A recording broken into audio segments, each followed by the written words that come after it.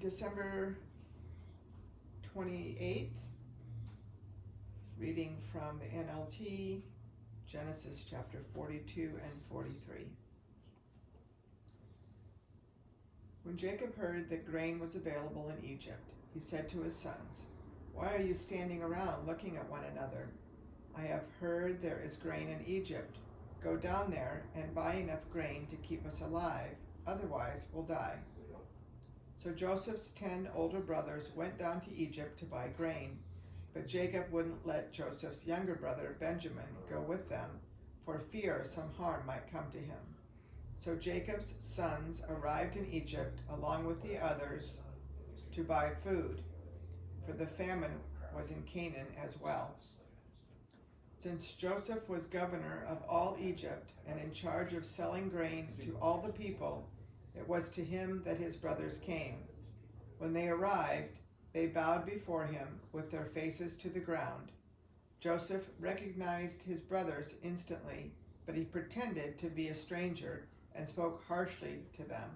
"Where are you from?" he demanded. "From the land of Canaan," they replied. "We have come to buy food." Although Joseph recognized his brothers, they didn't recognize him, and he remembered the dreams he had had about them many years before. He said to them, "You are spies. You have come to see how vulnerable our land has become." "No, my lord," they exclaimed. "Your servants have simply come to buy food. We are all brothers, members of the same family. We are honest men, sir. We are not spies." "Yes, you are," Joseph insisted. "You have come to see how vulnerable our land has become." "Sir," they said, "there are actually 12 of us. We, your servants, are all brothers, sons of a man living in the land of Canaan. Our youngest brother is back there with our father right now, and one of our brothers is no longer with us." But Joseph insisted, "As I said, you are spies. This is how I will test your story. I swear by the life of Pharaoh that you will never leave Egypt unless your youngest brother comes here. One of you must go and get your brother. I'll keep the rest of you here in prison. Then we'll find out whether or not your story is true. By the life of Pharaoh, if it turns out that you don't have a younger brother, then I'll know you are spies." So Joseph put them all in prison for 3 days. On the 3rd day, Joseph said to them, "I am a God-fearing man. If you do as I say, you will live. If you really are honest men, choose one of your brothers to remain in prison. The rest of you may go home with grain for your starving families. But you must bring your youngest brother back to me. This will prove that you are telling the truth, and you will not die." To this they agreed. Speaking among themselves, they said, "Clearly we are being punished because of what we did to Joseph long ago. We saw his anguish when he pleaded for his life, but we wouldn't listen. That's why we're in this trouble." "Didn't I tell you not to sin against the boy?" Reuben asked. "But you wouldn't listen, and now we have to answer for his blood." Of course, they didn't know that Joseph understood them, for he had been speaking to them through an interpreter. Now he turned away from them and began to weep. When he regained his composure, he spoke to them again. Then he chose Simeon from among them and had him tied up right before their eyes. Joseph then ordered his servants to fill the men's sacks with grain, but he also gave secret instruction to return each brother's payment at the top of his sack. He also gave them supplies for their journey home. So the brothers loaded their donkeys with the grain and headed for home. But when they stopped for the night and one of them opened his sack to get grain for his donkey, he found his money in the top of his sack. "Look," he exclaimed to his brothers, "my money has been returned. It's here in my sack." Then their hearts sank.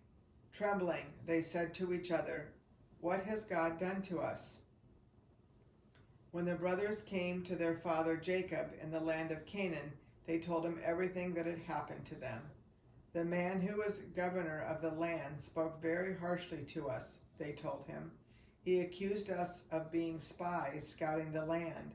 But we said, we are honest men, not spies. We are 12 brothers, sons of one father. One brother is no longer with us, and the youngest is at home with our father in the land of Canaan. Then the man who was governor of the land told us, this is how I will find out if you are honest men. Leave one of your brothers here with me, and take grain for your starving families, and go on home. But you must bring your youngest brother back to me. Then I will know you are honest men and not spies. Then I will give you back your brother, and you may trade freely in the land. As they emptied out their sacks, there in each man's sack was the bag of money he had paid for the grain. The brothers and their father were terrified when they saw the bags of money. Jacob exclaimed, you are robbing me of my children. Joseph is gone, Simeon is gone, and now you want to take Benjamin too? Everything is going against me. Then Reuben said to his father, you may kill my 2 sons if I don't bring Benjamin back to you. I'll be responsible for him, and I promise to bring him back. But Jacob replied, my son will not go down with you. His brother Joseph is dead, and he is all I have left. If anything should happen to him on your journey, you would send this grieving, white-haired man to his grave. Chapter 43. But the famine continued to ravage the land of Canaan. When the grain they had brought from Egypt was almost gone, Jacob said to his sons, go back and buy us a little more food. But Judah said, the man was serious when he warned us, you won't see my face again unless your brother is with you. If you send Benjamin with us, we will go down and buy more food. But if you don't let Benjamin go, we won't go either. Remember, the man said, you won't see my face again unless your brother is with you.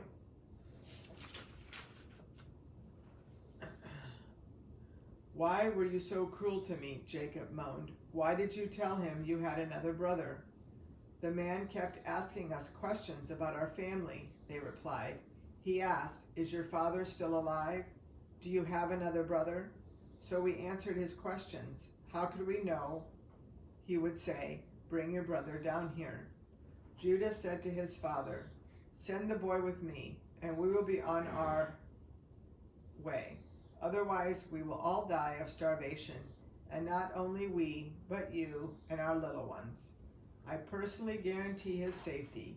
You may hold me responsible if I don't bring him back to you. Then let me bear the blame forever. If we hadn't wasted all this time, we could have gone and returned twice by now. So their father, Jacob, finally said to them, if it can't be avoided, then at least do this. Pack your bags with the best products of this land. Take them down to the man as gifts: balm, honey, gum, aromatic resin, pistachio nuts, and almonds. Also, take double the money that was put back in your sacks, as it was probably someone's mistake. Then take your brother and go back to the man. May God Almighty give you mercy as you go before the man, so that he will release Simeon and let Benjamin return. But if I must lose my children, so be it. So the men packed Jacob's gifts and doubled the money and headed off with Benjamin. They finally arrived in Egypt and presented themselves to Joseph. When Joseph saw Benjamin with them, he said to the manager of his household, these men will eat with me this noon. Take them inside the palace. Then go slaughter an animal and prepare a big feast.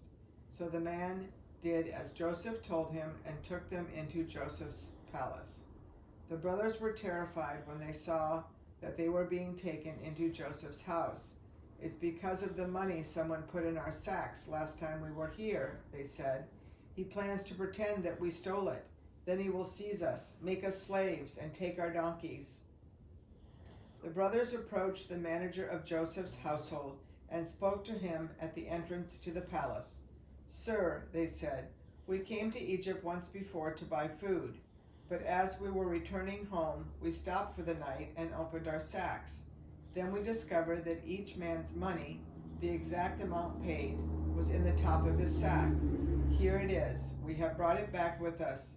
We also have additional money to buy more food. We have no idea who put our money in our sacks. Relax, don't be afraid, the household manager told them. Your God, the God of your father, must have put this treasure into your sacks. I know I received your payment. Then he released Simeon and brought him out to them. The manager then led the men into Joseph's palace. He gave them water to wash their feet and provided food for their donkeys. They were told they would be eating there, so they prepared their gifts for Joseph's arrival at noon.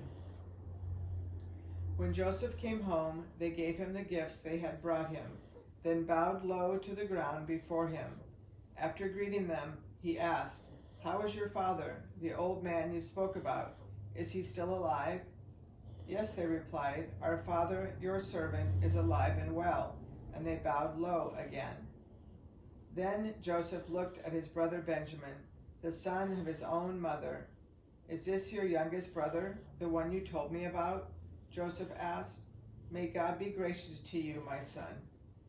Then Joseph hurried from the room because he was overcome with emotion for his brother. He went into his private room, where he broke down and wept.